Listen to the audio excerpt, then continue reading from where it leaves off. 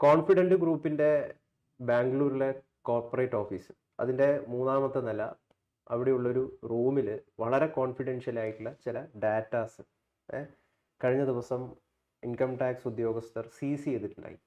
ഇവർ ആ സമയത്ത് ഈ റോയ്ക്ക് നൽകിയൊരു നിർദ്ദേശം എന്ന് പറഞ്ഞു കഴിഞ്ഞാൽ, ഒരു കാരണവശാലും ഇതുമായിട്ട് നിങ്ങൾ ആക്സസ് ചെയ്യാൻ വേണ്ടിയിട്ട് പാടില്ല എന്നുള്ളതാണ്. ഇത് യഥാർത്ഥത്തിൽ അദ്ദേഹത്തെ ഒരു പാനിക്കിലേക്ക് അല്ലെങ്കിൽ ഒരു മെൻ്റൽ ഡിസ്ട്രെസ്സിലേക്കൊക്കെ എത്തിച്ചിട്ടുണ്ടാവാം, അല്ലേ? മെൻ്റൽ ട്രോമ എന്ന് വേണമെങ്കിൽ പറയാം. പ്രതീക്ഷിക്കാതെ ഇദ്ദേഹത്തെ ഇൻകം ടാക്സ് റൈഡോ അല്ലെങ്കിൽ അങ്ങനത്തെ അന്വേഷണങ്ങളൊക്കെ ഇവർക്ക് ഫെമിലിയറാണ്. ഇഷ്ടംപോലെ ഫെമിലിയറാണ്. താഴെ തട്ടിലുള്ളവർ തൊട്ട് മുകളിലേക്കുള്ള ഇൻകം ടാക്സ് കമ്മീഷണർമാർ ഇവരൊക്കെ ഇവരെ ചോദ്യം ചെയ്യുമായിരിക്കും. പക്ഷേ എപ്പോഴാണ് നമ്മൾ പാനിക്കാകുന്നത് അത്തരം കാര്യങ്ങളിൽ? 8-10 അല്ലെങ്കിൽ 1-2 കോടി ടാക്സ് എക്സസ് കിട്ടും എന്ന് പറഞ്ഞാൽ അത് തന്നെ വീണ്ടും അപ്പീലായിട്ട് പിന്നെ എത്ര കൊല്ലം വേണം നീണ്ടുപോയത് കൊടുക്കാതിരിക്കാം, എത്ര കൊല്ലം കഴിഞ്ഞിട്ട്. പക്ഷെ മറിച്ച് അവരുടെ അന്വേഷണത്തിനിടയ്ക്ക് വളരെ ഇൻക്രിമിനേറ്റിംഗ് ആയിട്ടുള്ള എന്തെങ്കിലും രേഖകൾ കിട്ടിയിട്ടുണ്ടെങ്കിൽ ഇയാളെ പൂർണ്ണമായും നിരായുധനാക്കുന്ന, അല്ലെങ്കിൽ ഇയാളെ രാജ്യദ്രോഹ പ്രവൃത്തി, അല്ലെങ്കിൽ പെൺവാണിപ്പം, അല്ലെങ്കിൽ മയക്കുമരുന്ന് കിടത്തുക, അങ്ങനെയുള്ള ഇൻ്റർനാഷണൽ ട്രേഡിലെ ഇല്ലീഗലായിട്ടുള്ള ഒരു ട്രേഡിൻ്റെ പാർട്ട് ആൻഡ് പാർസൽ ഓഫ് ആയിരുന്നുവെങ്കിൽ അതുമായി ബന്ധപ്പെട്ട ഏതെങ്കിലും രേഖകളിൽ ഭദ്രമായിട്ട് ഇവിടെ സൂക്ഷിച്ചിരുന്നെങ്കിൽ ഉറപ്പായിട്ടും ഇയാൾ പാനിക്കാവും. ആ ഞെട്ടിപ്പിക്കുന്ന രേഖ, ഇതൊരു ഞെട്ടിപ്പിക്കുന്ന ആത്മഹത്യ എന്നതുപോലെ തന്നെ ആ ഞെട്ടിപ്പിക്കുന്ന രേഖ യഥാർത്ഥത്തിൽ CJ റോയിയെ പേടിപ്പിച്ചു, ഭയപ്പെടുത്തി, വേട്ടയാടി. അത് കണ്ടെത്തി കഴിഞ്ഞാൽ 2 അപകടങ്ങളുണ്ട്. ഒന്ന് CJ റോയിയെ മാത്രം ബാധിക്കുന്ന കാര്യമായിരിക്കാം, അല്ലെങ്കിൽ വേറെ ആരെങ്കിലും. CJ റോയിക്ക് ബിനാമികൾ CJ റോയിയെ ഈ ജോലിക്ക് നിയോഗിച്ച ഇയാൾ തന്നെയായിരിക്കില്ല ഈ ട്രേഡ് ഒരിക്കലും ഒറ്റയ്ക്കായിരിക്കും. അപ്പം CJ ഇപ്പോൾ പല കാര്യങ്ങളും പുറത്ത് കുറേശ്ശെ വരും. സത്യം പുറത്ത് വരാത്തടത്തോളം കാലം ഇഷ്ടംപോലെ കാര്യങ്ങൾ വന്നുകൊണ്ടിരിക്കും. ആറ്റം ബോംബ് വരെ ഇവിടെ ലോക്കലിൽ ഉണ്ടായിരുന്നു എന്ന് വരെ നമ്മുടെ മാധ്യമങ്ങൾ പറയും. അത് നമ്മൾ വിശ്വസിക്കേണ്ട ആവശ്യമില്ല. പക്ഷേ CJ റോയിയെ ആരെങ്കിലും നിയോഗിച്ചിട്ടുണ്ടോ? അതുവരെ ഓൾവേസ് ഹാപ്പിയായിട്ട് പല റെയ്ഡ്, ഇന്നലെ മിനിയാന്നൊക്കെ ഇൻകം ടാക്സ് റെയ്ഡ് ഉണ്ടായി. അതിന് ബന്ധപ്പെട്ട് നിൽക്കുമ്പോൾ ഇയാൾ ഉടനെ പോയി ആത്മഹത്യ ചെയ്യുന്നതിനാ? ദുബായ് ലിങ്കുള്ള ചില എക്സ്പ്ലോസീവ്സ് അവരുമായിട്ട് CJ റോയിക്ക് ബന്ധമുണ്ടായിരുന്നു അടക്കമുള്ള വാർത്തകൾ ഇപ്പം പുറത്തു വരികയാണ്. ദുബായ് ലിങ്ക് എന്നൊക്കെ നിങ്ങൾ കയറി ആവശ്യമില്ലാതെ ചാടിക്കറി പറഞ്ഞു കഴിഞ്ഞാൽ കേരളത്തിലെ പല നേതാക്കന്മാരും മന്ത്രിമാരും ഞെട്ടിപ്പോവും. ഇവർക്കും ഉണ്ട് ദുബായ് ലിങ്ക്. കേരളത്തിൽ നിന്നാണ് ഇൻകം ടാക്സ് ഉദ്യോഗസ്ഥന്മാർ അങ്ങോട്ട് പോയിരിക്കുന്നത്. പല കണക്ഷനുണ്ട്. അതായത് ആയുധക്കച്ചവടം, അതായത് ദുബായിയുമായി ബന്ധപ്പെട്ടിട്ട് അന്താരാഷ്ട്ര നിലയിൽ പ്രവർത്തിക്കുന്ന ആയുധ കച്ചവട മാഫിയുമായിട്ട് റോയ്ക്ക് ബന്ധമുണ്ടായിരുന്നു എന്ന് പറയുന്ന വാർത്തകൾ പുറത്തു വരും. രണ്ടാമത്തെ സ്ഥിരീകരിക്കാനൊന്നും നമുക്ക് പറ്റില്ല, പക്ഷെ അത്തരത്തിലുള്ള ആരോപണങ്ങൾ പുറത്തു വരില്ല. NIA റെയ്ഡ് തുടർച്ചയായിട്ട് കേരളത്തിൽ ഇപ്പോൾ നടക്കുന്നുണ്ട്. NIA അവര് ആയുധ കച്ചവടം കണ്ടെത്തിയിട്ടുണ്ട്. പിടിച്ചെടുക്കുന്ന ആയുധങ്ങൾ ഭീകര പ്രവർത്തനത്തിന് ഉപയോഗിച്ചാണെന്നൊരു സംശയമുള്ള ആയുധങ്ങളുണ്ട്. ഇപ്പോൾ പുതിയ ലേറ്റസ്റ്റ് ആയിട്ട് വരുന്ന റെവലേഷൻസ്. മറിച്ച് ഇദ്ദേഹം കേരളത്തിലായിരുന്നു എന്ന് പറഞ്ഞപ്പോൾ കേരളത്തിലെ ഈ തീവ്രവാദി ഗ്രൂപ്പുകളെ സഹായിക്കാൻ വേണ്ടി ആയുധങ്ങൾ സൂക്ഷിച്ചിരുന്ന ഒരു മനുഷ്യനാണോ? അവർക്ക് ബാംഗ്ലൂരൊക്കെ സ്ഫോടനങ്ങളുടെ കേന്ദ്രമായിരുന്നു. തുടർച്ചയായിട്ട് സ്ഫോടനങ്ങൾ നേരത്തെ ഉണ്ടായിട്ടുണ്ട്.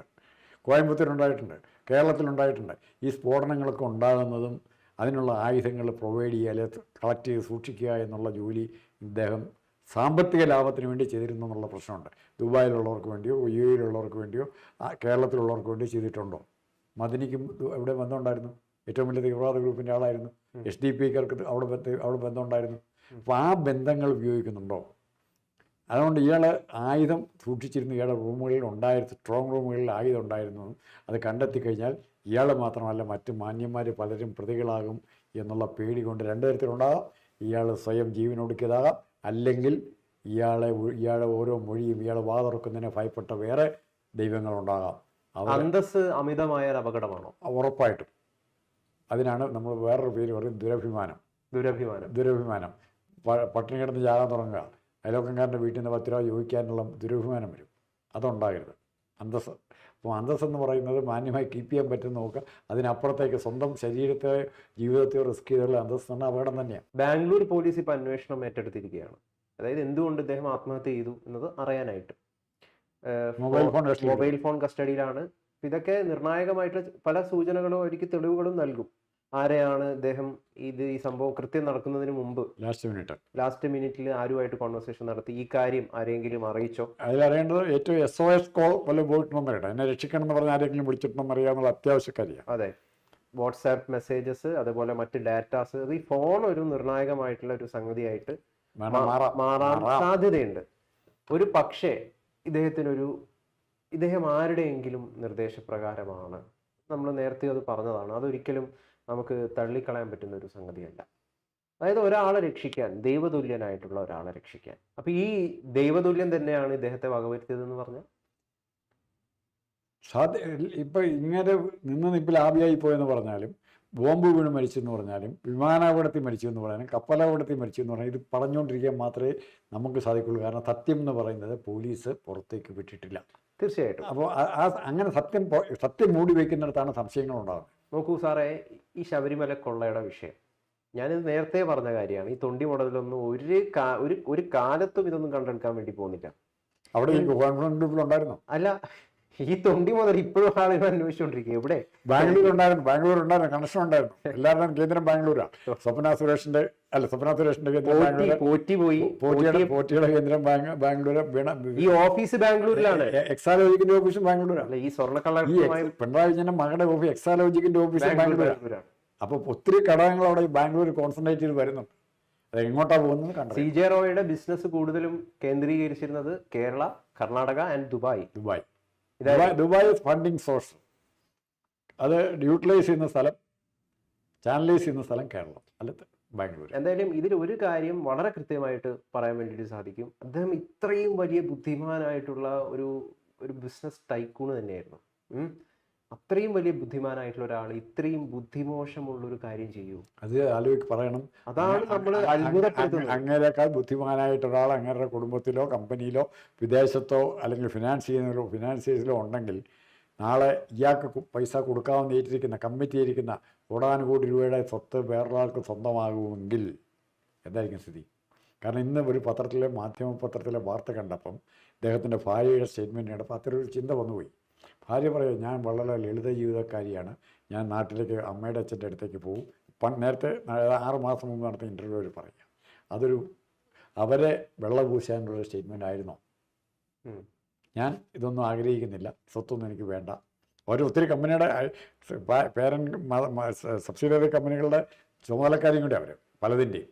എന്നിട്ടാണ് അവർ പറയുന്നത്. എന്തായാലും അദ്ദേഹത്തിൻ്റെ ഇത്രയും വലിയ കാർ കളക്ഷൻസ് അനാഥമായി. കാർ കളക്ഷൻസ് അനാഥമായി എന്ന് പറഞ്ഞാൽ അതൊക്കെ ലേലം ചെയ്ത സർക്കാർ ഇപ്പോൾ ഇങ്ങോട്ട് കുടിശ്ശിയുണ്ട്, അതൊക്കെ കൊണ്ടുപോകുള്ളൂ. അനാഥമായില്ലേ, പേടിക്കണ്ട. അവിടെയല്ല പ്രശ്നം. ഈ കാർ കളക്ഷൻസ് എന്ന് പറഞ്ഞാൽ ഇത്തരം ആർഭാട ജീവിതത്തിലേക്ക് ഉത്തരവാദിത്തപ്പെട്ട തൊഴിൽ ചെയ്യുന്ന ഒരാൾ പോവുകയില്ല.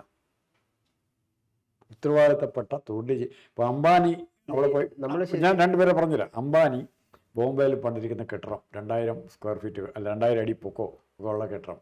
അതേസമയം ടാറ്റ ഒരിക്കലും ചെയ്യില്ല, ഇൻഫോസിസുകാരൻ ഒരിക്കലും ചെയ്യില്ല, ആർഭാടം കാണിക്കാൻ പോവുകയില്ല. നാരായണസ്വാമി പക്ഷെ ആർഭാടം കാണിക്കാൻ തീരുമാനിച്ചോണം.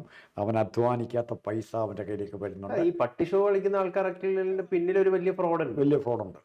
അല്ലാതെ പറ്റിയില്ല. അപ്പോൾ ഈ ഫ്രോഡിൻ്റെ മറച്ചു അത് ആ പുറന്തോട് പൊട്ടി യഥാർത്ഥ CRO ആരാണെന്ന് സമൂഹത്തിൻ്റെ മുമ്പിൽ നിൽക്കേണ്ടി വരുന്ന ഒരു സ്ഥിതിയെക്കുറിച്ച് അങ്ങനെ ആലോചിക്കേണ്ടി വന്നിട്ടുണ്ടെങ്കിൽ ചിലപ്പോൾ ഈ സംഭവം ഉണ്ടായിരിക്കാം, ആത്മഹത്യ ഉണ്ടായിരിക്കാം. അത് ചിന്തിക്കാൻ പോലും പറ്റാത്തൊരു സ്ഥിതിയായിരുന്നു. നോക്കൂ, അതെ, അത് ശരിയാണ് സാർ. ഇത്രയും വലിയ ആളുകൾക്ക് പ്രചോദനം കൊടുക്കുന്ന രീതിയിൽ സംസാരിക്കുന്ന, കോൺഫിഡൻ്റ് ഉള്ള, ലംബോർഗിനിയിലും പിന്നെ ബുഗാട്ടിയിലും ഒക്കെ സഞ്ചരിക്കുന്ന ഒരാളെ ഒരു ദിവസം ഈ IT വിഭാഗം ഇയാൾക്ക് ഇത്രയും കോടി രൂപയുടെ തിരിമറിയുണ്ട് എന്ന് കണ്ടെത്തി അറസ്റ്റ് ചെയ്യുകയോ എന്തെങ്കിലും ചെയ്തു കഴിഞ്ഞാൽ അദ്ദേഹത്തിന്റെ ആത്മാഭിമാനത്തിന് IT അറസ്റ്റ് കൊണ്ട് നമ്മളെ ഒരു കണ്ടൻഷൻ IT-യുടെ പ്രശ്നത്തിന്റെ പേരിൽ ഇങ്ങനെ ആത്മഹത്യ ചെയ്യല. പക്ഷെ IT റെയ്ഡിൽ കണ്ടെത്തിയ മറ്റ് സംഭവങ്ങളുണ്ട്. അതാണ് സ്വർണ്ണമാകാം, ആയുധമാകാം, എന്തുമാകാം, മയക്കുമരുന്നാകാം. IT റെയ്ഡിൽ കണ്ടെത്തിയ ഇല്ലീഗലായിട്ടുള്ള, വളരെ ഡെഡ്ലി ഇല്ലീഗലായിട്ടുള്ള അല്ലെങ്കിൽ രാജ്യദ്രോഹപരമായിട്ടുള്ള എന്തെങ്കിലും, അല്ലെ അതുപോലത്തെ കണക്ഷൻസ്, ഫണ്ടിൻ്റെ ട്രാൻസ്ഫർ, തീവ്രവാദ സംഘടനകളുമായിട്ടുള്ള ഇടപാടുകൾ, ഇങ്ങനെ എന്തെങ്കിലുമൊക്കെ ഉണ്ടെങ്കിൽ ഉറപ്പായിട്ടും വിചാരിക്കാം അത് പുറത്തേക്ക് വന്നു കഴിഞ്ഞാൽ, എക്സ്പോസ് ചെയ്യപ്പെട്ട് കഴിഞ്ഞാൽ ഇയാളുടെ നിലനിൽപ്പ് മാത്രമല്ല ഇയാളുടെ കുടുംബത്തിൻ്റെയും ഇയാളുമായിട്ട് ബന്ധപ്പെട്ടവരുടെ എല്ലാവരുടെയും നിലനിൽപ്പിനെ ബാധിക്കും. അതിൽപ്പോൾ സ്വയം ജീവൻ കൊടുക്കുകയാണെന്ന് ഇയാളെ ചിലപ്പോൾ ആ തീരുമാനം. ഞാനൊരു കാര്യം ചോദിച്ചോട്ടെ സാറിൻ്റെ അടുത്ത്, ഈ കാര്യത്തിൽ സത്യം പുറത്തു വരുന്ന സാറ് വിചാരിക്കുന്നുണ്ടോ? ഇവിടെ നവീൻ ബാബു എങ്ങനെയാണ് ആത്മഹത്യ ചെയ്തതാണോ കൊലപാതകമാണോ ആരും ഇപ്പൊ സംസാരിക്കുന്നു അല്ലെ അറിയോ നമുക്കറിയോ ഇപ്പൊ സംസാരിക്കുന്നുണ്ടോ അല്ല നമുക്ക് ഒരു കൺക്ലൂഷനിൽ എത്താൻ പറ്റുമോ എന്നോട് ഇതിലെ കൊലപാതകം പറയും അല്ല എങ്കിലും ഒരു പ്രോപ്പർ കൺക്ലൂഷനിൽ എത്താനായിട്ട് സാധിക്കില്ല തെളിവില്ല ദിലീപിന്റെ വിഷയത്തിൽ ആരാ എന്താ ചെയ്തത് അറിയില്ല എല്ലാം ഇങ്ങനെ ഒരു മിസ്റ്ററിയിൽ അവസാനിക്കും അങ്ങനെ ഒരു നടി ഉണ്ടായിരുന്നു എല്ലാം ഒരു മിസ്റ്ററിയിൽ അവസാനിക്കുകയാണ് ഇവിടെ ശബരിമലയിൽ നിന്ന് അയ്യപ്പന്റെ സ്വർണം എവിടെ തൊണ്ടി എവിടെ 400 ഗ്രാം സ്വർണ്ണം പോയിട്ടുള്ളൂ നിങ്ങളല്ലേ പറഞ്ഞുണ്ടാക്കിയ കിലോ കണക്കിന് പോയത് 400 ഗ്രാം ഞങ്ങളത് പിടിച്ചെടുത്തുന്നേ റിക്കവർ ചെയ്തു ഇനി ആ കേസ് എന്നാ അല്ല ഇനിയും ഒരുപാട് കിട്ടാനുണ്ടല്ലോ പരിപൂർണമായിട്ടുള്ള തൊണ്ടി ലഭിച്ചിട്ടില്ല എന്നതാണ് എന്താണ് ഉദ്യോഗസ്ഥ തലത്തിലുള്ള ഇത് ക്ലെയിം എന്ന് പറയുന്നത്. അതിന്റെ അർത്ഥം പൂർണ്ണമായിട്ട് തൊണ്ടി ലഭിക്കുന്നവരല്ല എവിടെയാണെന്ന് അറിയുന്നത് വരെയെങ്കിലും ഈ കേസ് അനന്തമായി നീണ്ടുപോകും. വിചാരണ ശിക്ഷ ഉണ്ടാകില്ല, പേടിക്കണ്ടല്ലോ.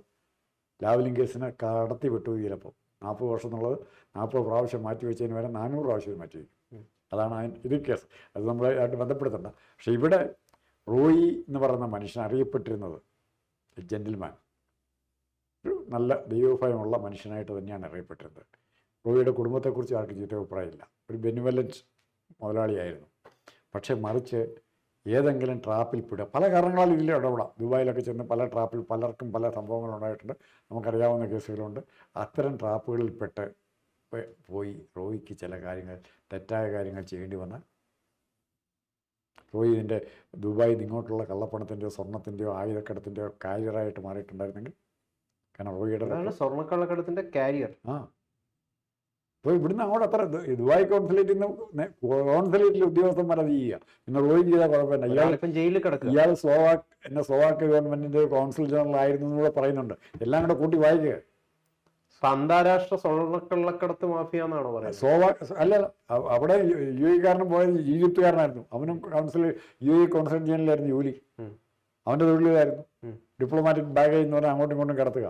ഇയാൾ അതുപോലെ ബിസിനസ്സുമായിട്ട് എക്സ്പോർട്ട് ഇമ്പോർട്ടെന്നോ ലൈസൻസ് വെച്ച് മറ്റു പല കാര്യങ്ങളോ ചെയ്തിരുന്നെങ്കിൽ പലതും നമുക്കെന്തും ഇതിൽ സംശയിക്കാം. കാരണം കോൺക്രീറ്റ് ആയിട്ട് ഒരു സംഗതി നമ്മുടെ മുമ്പിലില്ല. അപ്പോൾ നമുക്ക് എന്തും പറയാം.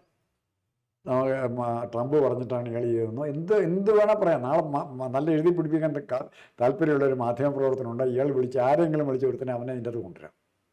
എപ്പോഴെങ്കിലും വിളിച്ചിരിക്കുന്നത് ഹാർട്ട് അറ്റാക്ക് വന്നപ്പോൾ ഡോക്ടറെ വിളിച്ചാണെങ്കിൽ പോലും ആ ഡോക്ടറെ എപ്പോഴും ഇതിൻ്റെ അത് പാർട്ടാക്കാം. അതാണ് എൻ്റെ സ്ഥിതി. ഇതിൻ്റെ സത്യം കണ്ടെത്തണമെങ്കിൽ നമ്മുടെ നീതിന്യായ വ്യവസ്ഥ എന്ന് പറയുന്ന സാധനം, പ്രത്യേകിച്ച് പോലീസിൽ ഇൻ്റഗ്രിറ്റിയുള്ള ഉദ്യോഗസ്ഥന്മാർ വേണം. ഇൻ്റഗ്രിറ്റിയുള്ള ഉദ്യോഗസ്ഥന്മാരെ ജോലി ചെയ്യാൻ യാതൊരു കാരണവശാലും ഇപ്പോൾ പിണറായി വിജയനെ പോലുള്ള ടൈപ്പ് ജോലിക്കാരാണ് സമ്മതിക്കുകയില്ല. അവർക്ക് എല്ലാ കള്ളത്തരങ്ങളും ചെയ്യുന്ന ഉദ്യോഗസ്ഥന്മാരാണ് കൂട്ട്. അത്തരം ഉദ്യോഗസ്ഥന്മാരെ വെച്ചാണ് ഏത് കേസും മഹാത്മാഗാന്ധി ഗോഡ്സെ വെടിവെച്ചെന്ന് ഒരാളെ വേണേൽ തെളിയിക്കും. അതാണ് നമ്മുടെ പോലീസ്.